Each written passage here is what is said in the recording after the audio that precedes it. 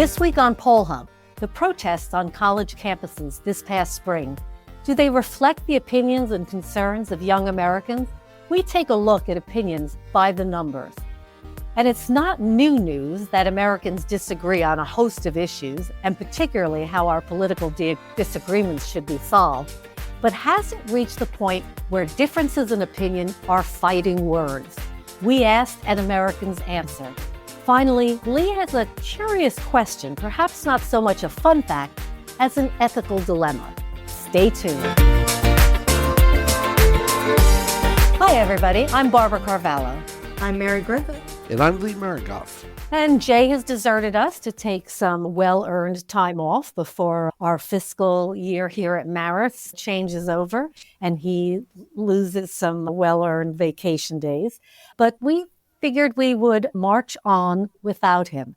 And one of the things we're taking a look at today is the college campuses over the past spring have garnered a good amount of media attention and have been quite disrupted over the issue of the Middle East, particularly the war between Israel and Hamas and the Palestinians who have been in the middle of the conflict. Certainly, what we have seen has mostly been at the elite colleges and on Marist campus. We have not had protests. We have certainly had a lot of discussions about the issue and concerns, and certainly there are a good number of concerns among students, some of whom have felt concerned about being threatened and identified with Israel, and concerned that they will be targets among people who disagree. There are other students who have certainly been angry about the plight that the Palestinians have found themselves in this conflict. So we thought it would be helpful to take a look at what young Americans do think about a whole host of issues, and in particular, the war between Israel and Hamas and the conflict that is going on there in the Middle East. March of 2024, just a couple of months ago, the Harvard Institute of Politics released their annual survey. I think it's actually their 47th survey that they do, asking young Americans around the country their thoughts on a whole host of issues. And I think a number of things really struck me in these numbers. One was the lack of salience that the Israel-Palestine situation has among young Americans, and those are Americans between 18 and 29 overall. Just 2% of young Americans mentioned this as the most important issue that they saw going forward with the country.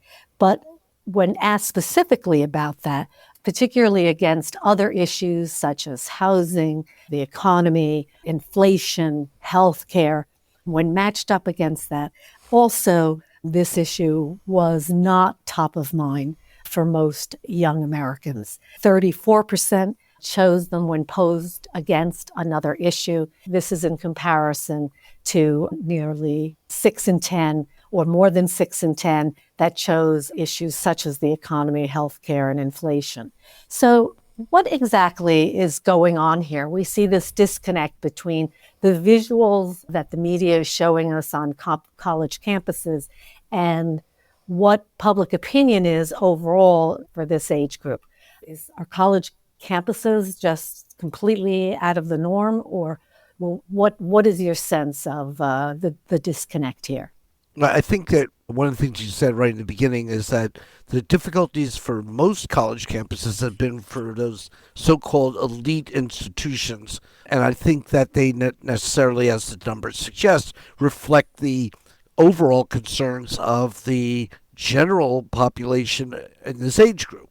So I think that what we've been seeing is a serious, vocally committed group, but not a large group. And we saw that at Columbia and other colleges where there was major disruption to the point where graduation plans had to be changed and the like, which I thought was sad only because this was the COVID class, and they missed out on their high school graduations, and then it comes 4 years later, and this disrupted the next opportunity for them. But again, I think it's a vocal group, it's a committed group. Clearly, it's not a good situation on those campuses where this has taken place, or in the attitudes that people have towards this, because they are real feelings and real attitudes. The problem is it drove the narrative about college campus life coming into graduation around the country. And for most places around the country, it was very much like what we experienced at Marist. And I think part of that, not to toot our own horn, but if the administration and the president of a college have good relationships and open dialogue going into a crisis like this, then the door is open for people to then talk about and air their grievances and their concerns. And I think that's what we saw at Marist, and that's what we saw at a lot of colleges around the country, where those open lines of communication already existed. In big universities like Columbia and elsewhere, that's really just hard to do.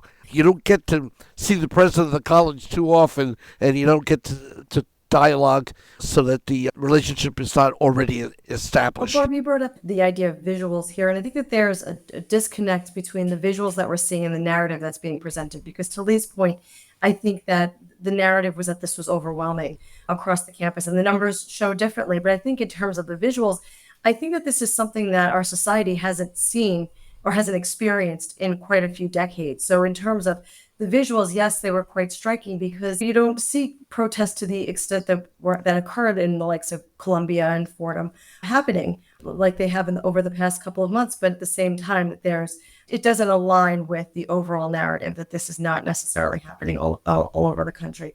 Lee, I have a question for you because you and I have spent just a few hours talking about protests on college campuses in the 1960s and the 1970s. Do you think that the views of the protests are different generationally? Is this a social or generational divide in terms of public opinion on what's going on in college campuses? Yeah, I think this was definitely an issue where older people, non-college age people, have opinions on the Middle East, but I think that the protests themselves didn't connect in terms of the investments that colleges take, and to try to withdraw that or withdrawal of military support. The issues of genocide were raised and talked about, and I'm not sure that those really were where the country as a whole was. I would point out, though, that most of the protests that we have experienced in the country in the last few years have been in the streets and in a more general way. I'm thinking of Black Lives Matter. I'm thinking of some of the women protests after Roe v. Wade was overturned by the court. So I think we've had and the abortion protests prior to that. Yeah, so I think that we have experienced that kind of outpouring of sentiment. This I saw as a campus was really, I don't want to say it's isolated because people do have concerns or legitimate concerns, but it didn't really, I think, reflect what was the priority not only of that age group, but of the society as a whole. I just don't think it amounted to as much. And one of the things that campuses do have on their side is graduation comes and then it goes, and then the campuses that had outbreaks get quieter if you could just get to that point because the semester ends, and so do the protests. One of the positives that this could point to would be greater engagement of people who are younger, and thinking about the election coming in November. Are young people, young Americans, becoming more politically engaged? And I think some of the research, particularly that was done by the Harvard Institute of Politics, has showed that change really hasn't been occurring. 72% of adults between 18 and 29 consider themselves to be not politically engaged or active. Actually, there's a group that said that they really weren't sure one way or the other. The majority don't follow politics closely. And even on these important issues of the day, like the Middle East, it is something, as you pointed out, Lee, that really hasn't resonated in the same way beyond the borders of those campuses.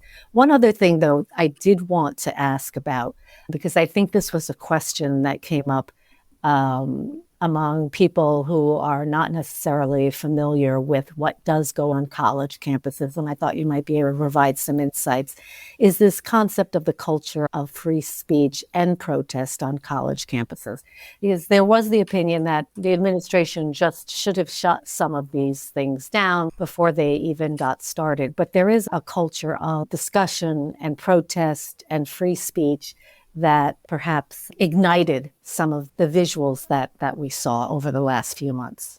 Yeah, and I think that's certainly the case, and I think that campuses are somewhat a unique place, town gown notwithstanding. Campuses very often have an emphasis on other values like the free speech one, whereas law and order may be something that the society as a whole holds closer to them. And I think one of the things I was thinking about in the earlier discussion was that I was in college during the Vietnam protests, and I think that was a very different kind of situation in terms of the extent of the war, the extent of the protests, the length of them. The campus strikes after Kent State, I think, were, in a sense, maybe it's because I remember it that way, but I think they were much more pervasive than what we just observed. And we'll see what happens in the fall. If the war is still going on in the Middle East, I suspect there'll be more concerns that will resurface, but we'll have to see what emerges.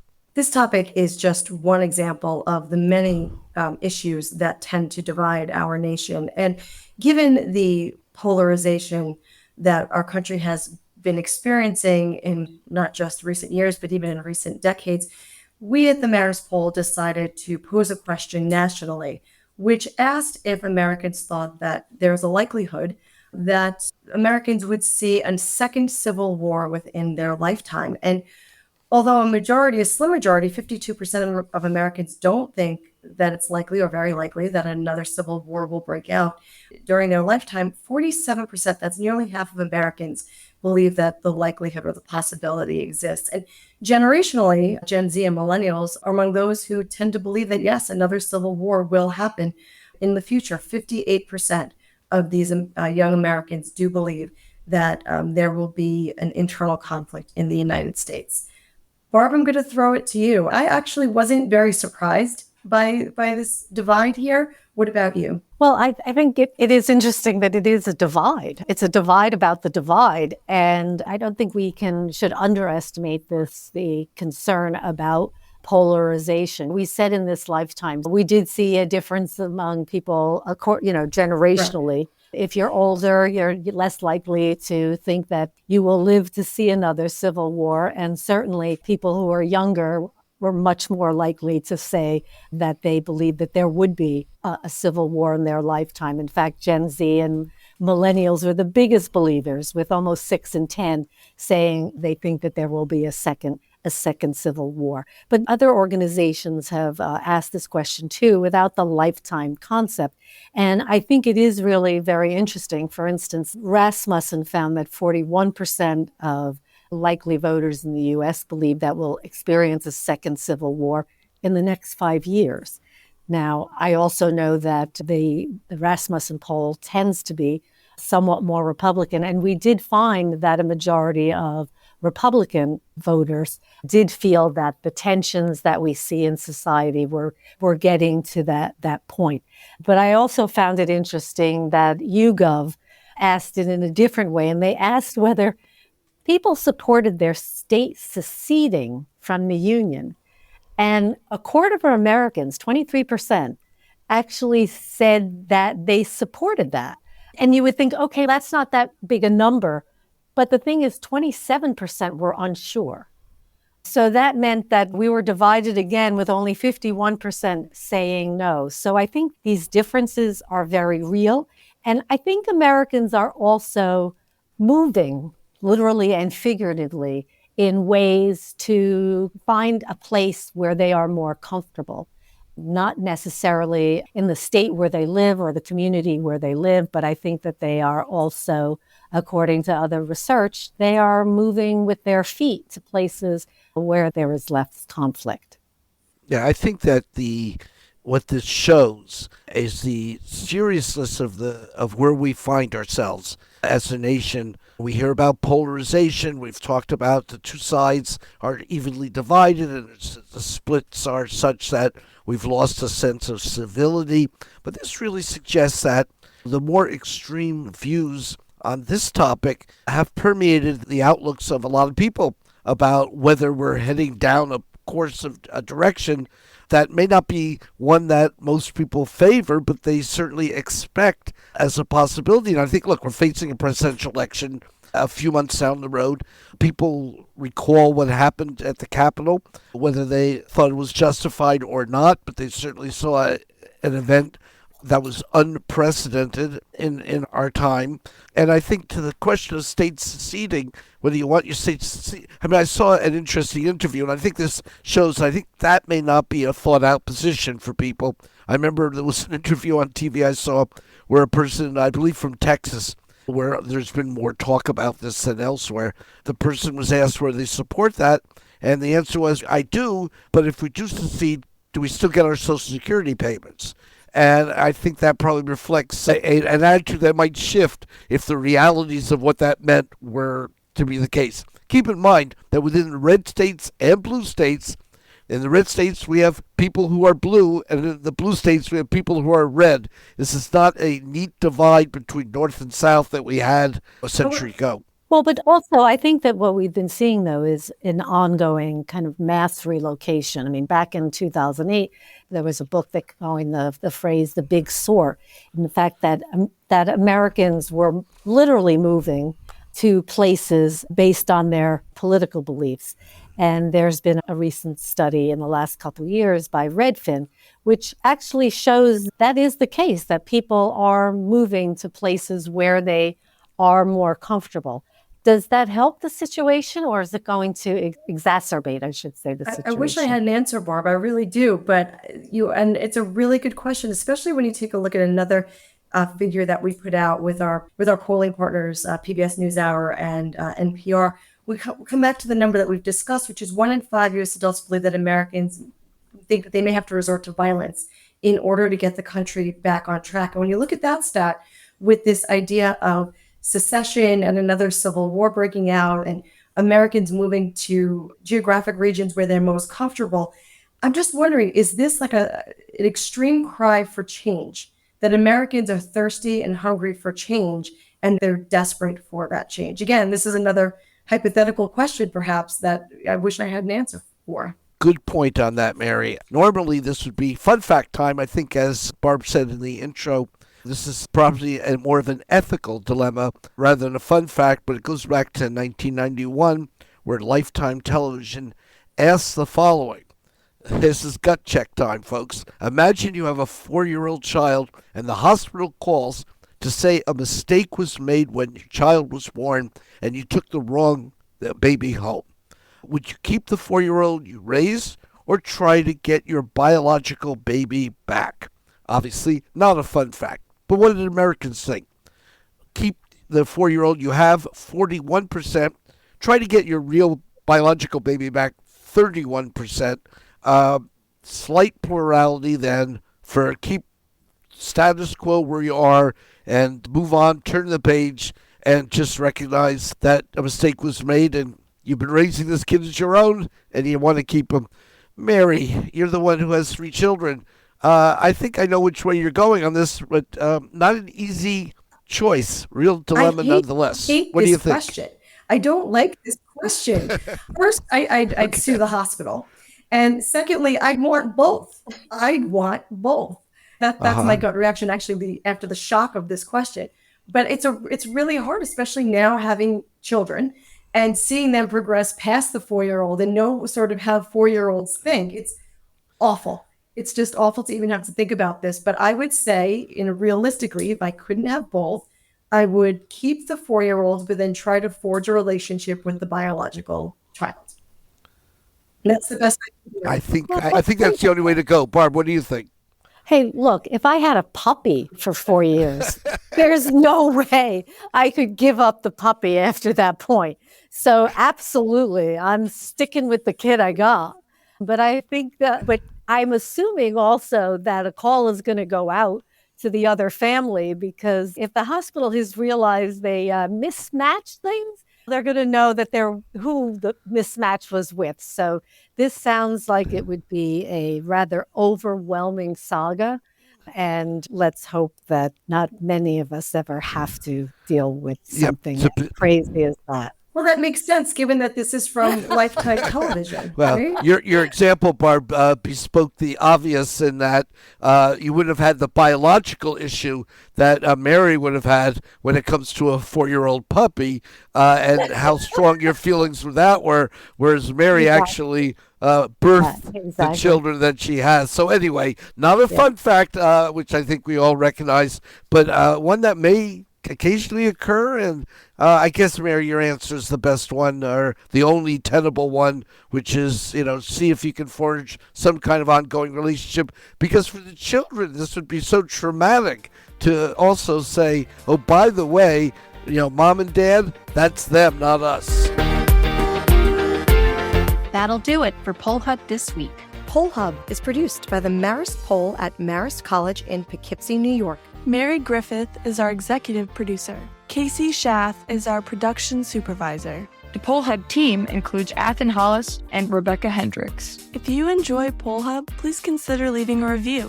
Positive reviews help other listeners like you find us. If you'd like to learn more about polling and survey science, check out the Marist Poll Academy, our free online learning portal. If you have questions for us, tweet them at us at Marist Poll. Remember, you can always tell your smart speaker to play Poll Hub. And with any luck, it'll cooperate. Finally, wherever you listen to Poll Hub, there is a subscribe button. Click it and the latest episode will be ready for you in your podcasting app as soon as it's released. We'll See you next time.